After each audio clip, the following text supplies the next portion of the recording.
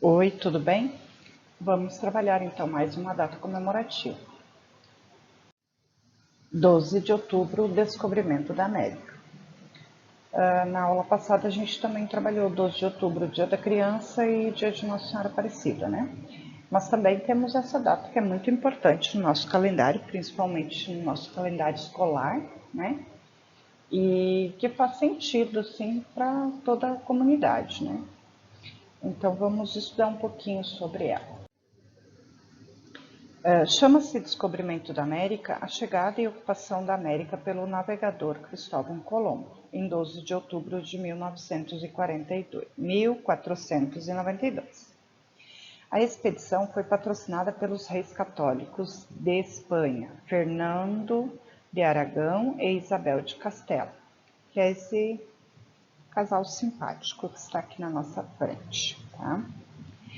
Atualmente, questiona-se o uso da palavra descobrimento para nomear este fato, pois as terras já se encontravam habitadas por povos nativos. Isso quer dizer, aonde eles chegaram, né, dizendo que tinham descobrido a América, já existia os povos nativos, né, que eram os indígenas. Então, com dificuldades importadas pelos turcos ao comércio europeu, após a tomada de Constantinopla, a busca por uma rota alternativa à Mediterrânea se tornou prioridade para a Europa. Os turcos estavam em guerra lá na Europa, né? Tomaram Constantinopla e estavam impossibilitando de que eles fizessem as travessias deles, né? Que geralmente Portugal ia até as Índias para buscar especiarias. Então, por causa dos turcos ali, eles estavam tentando achar outras rotas para conseguir chegar, né, até as Índias. Nesse momento, Portugal liderava uma série de expedições marítimas que o levou a tomar posse das ilhas atlânticas, como Açores, Madeira e da cidade de Ceuta, na África. Em seguida, os portugueses foram se lançando a percorrer a África, mas sem perder de vista a costa deste continente. Como os reis de Castela também se interessavam em se lançar ao mar, ambas coroas assinaram vários tratados a fim de repartir as terras descobertas e as que eles futuramente iriam descobrir, né? Um desses acordos foi o Tratado de Tordesilhas. Tá? Ele dividiu o mundo entre Portugal e Espanha. Isso quer dizer, tudo que os portugueses e os espanhóis encontrassem e para eles fosse o novo mundo, então seria dividido, né? Então uma parte seria para os portugueses, outra parte para a Espanha, né? Nesse contexto, então, o navegador genovês, o seu Cristóvão Colombo, né? Ele alimentou a ideia de chegar às Índias navegando pelo poente, então indo por uma outra rota marítima que não fosse aquela que encontrassem os turcos pelo caminho, né? Então ele queria encontrar um caminho ainda inexplorado, né? Essa rota, ela baseava-se no mapa do florentino Paolo Toscanello, e a ideia foi apresentada ao rei de Portugal. Mas Dom João II negou o apoio, pois ele duvidava que era possível fazê-lo. Colombo então parte para o reino de Castela e Aragão em busca de ajuda. Apesar de unificadas, parte da nobreza castelhana queria continuar a sustentar as guerras no continente europeu, e a outra parte desejava arriscar-se e buscar o denominado Novo Mundo. Então, uma parte queria continuar brigando na Europa, ali com os turcos, otomanos, enfim, e a outra parte queria achar um novo mundo, né? Conseguir tomar posse de mais terras. Então, após 7 anos de reuniões, discussões e intrigas, Colombo consegue dinheiro para realizar o seu empreendimento. Assim, ele partiu em 13 de agosto de 1492 com apenas 2 caravelas, a Nina e Pinta, e a nau Santa Maria. Lá no final eu vou mostrar para vocês a diferença de uma nau e de uma embarcação, tá? Então, a tripulação ela estava composta por 90 homens que chegariam à América 61 dias depois, tá? Aportando nas Bahamas e logo depois em Cuba e São Domingo. Colombo acreditava ter encontrado as Índias e tentou por mais de 4 vezes chegar aos mercados indianos. Ele sempre acreditou que tinha chegado à Ásia, porém suas incursões resultaram no descobrimento das Antilhas e da América Central. Como ele imaginava que ele ia para a Índia por uma outra rota, ele acreditava que ele tinha chegado nas Índias. Por quê? Porque ele avistou índios e ele achava que aquelas terras eram na Ásia, que era a Índia, né? Mas foi em 1504 que o navegador florentino a serviço da Espanha, o seu Américo Vespúcio, esse aqui, classificou o continente como as novas terras descobertas, né? Então, o fato foi confirmado em 1513 pelo navegador Nunes de Balboa, que atravessou a América Central e chegou ao Oceano Pacífico. Mais tarde, o cartógrafo Martin começaria a empregar o termo América em seus mapas, em homenagem ao Américo Vespúcio, para designar o Novo Mundo, né?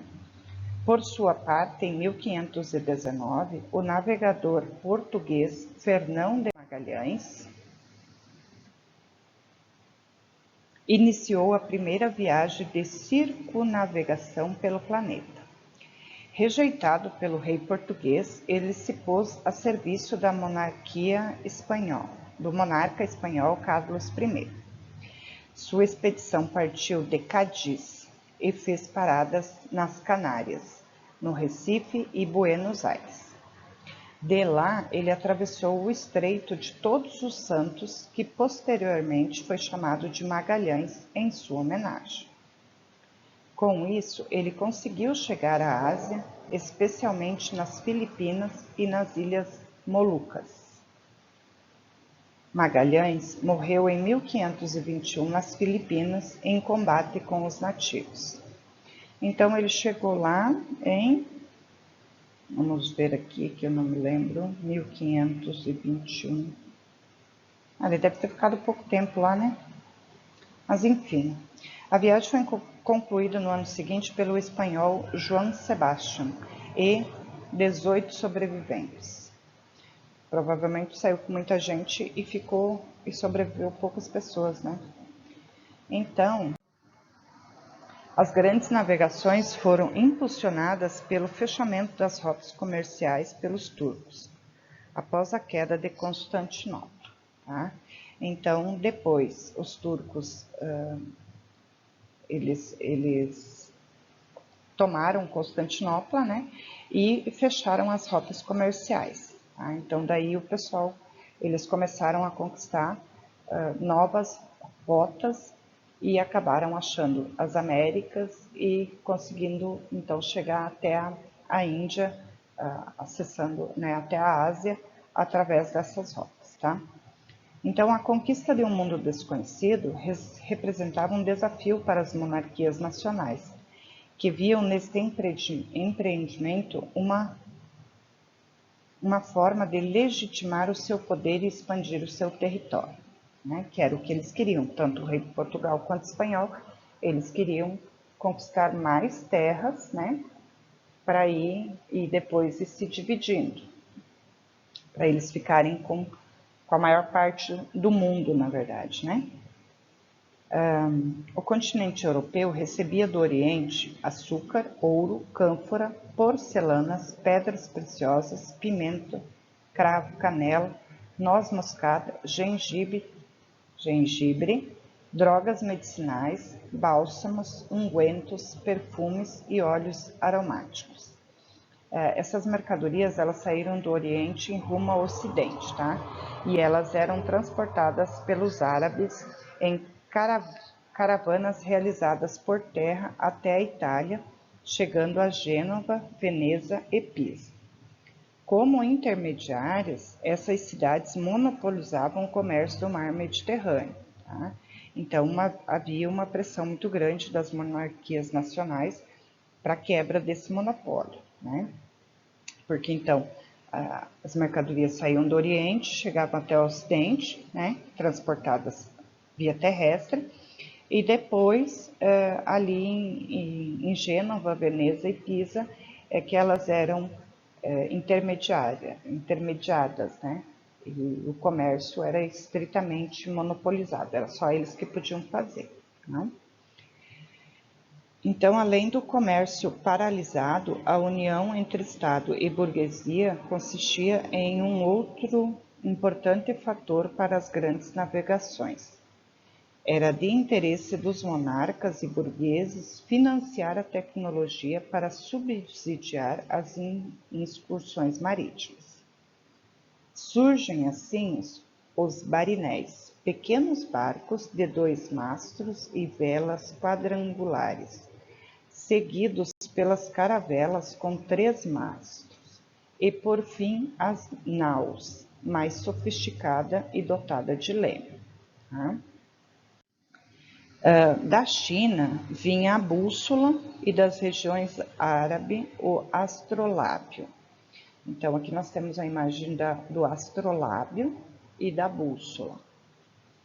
Elas eram fundamentais para auxiliar e fazer a possível navegação de grande distância. Tá? Então aqui eu tenho o barinel, né? Ele era maior do que a barca e ele tinha 1 ou 2 mastros, tá? O cesto de gávea e uma parte mais elevada à frente, que era o castelo de proa. Né? E depois a nau, que ela era mais sofisticada, mais grande, e ela era própria para viagens de grandes percursos. Tá? Então, todo esse conhecimento náutico e o Estado centralizado e uma burguesia interessada em expandir os seus negócios, tinha a Igreja Católica também, que queria expandir a fé cristã, né?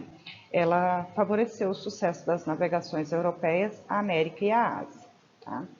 Então, quando os portugueses aqui chegaram, a primeira coisa que fizeram foi rezar uma missa, né? Foi trazido para cá os padres e eles queriam evangelizar os índios, né? Catequizar os índios e priorizaram isso. Então, era esse o interesse deles, né? Eles queriam expandir os seus territórios, né? A burguesia queria expandir os seus negócios, né? Sabe, fazer dinheiro, e a Igreja Católica ela queria expandir a fé cristã. Por isso, onde eles chegavam, a primeira coisa que eles faziam era tentar catequizar os índios, né? Os povos nativos daquela região. Tem uma outra região que fica deixa eu ver, no México, eu acho, que tinha os... eu me esqueci, me fugiu o nome agora. Enfim, foi dizimado boa parte. Agora eu acho que eu me lembrei. Onde tem o Machu Picchu, eles foram praticamente dizimados, né, pelos espanhóis. Tem alguns grupos, né, de índios que não existe mais, que eles não sobreviveram, né, eles foram totalmente dizimados, porque eles invadiram, tomaram seus pertences, né, tomaram posse de tudo e acabou. Então, existem tribos indígenas que elas não conseguiram resistir, elas foram totalmente dizimadas. Né? Ficou-se só a lembrança e a história desses povos. Então é isso, né? O seu Cristóvão Colombo, procurando as Índias, encontrou a América. E porque ele avistou Índias, ele acreditava estar nas Índias, né? E o tema descobrimento, ele é questionado porque você não pode descobrir algo que já existe alguém ali, né? Então, como é que se descobriu as Américas se já existiam povos nativos? Então, talvez eles acharam uma nova rota e acharam um novo mundo, né? Talvez esse seja o conceito mais correto a se aplicar. Mas eu espero que vocês tenham gostado da aula. Até uma próxima.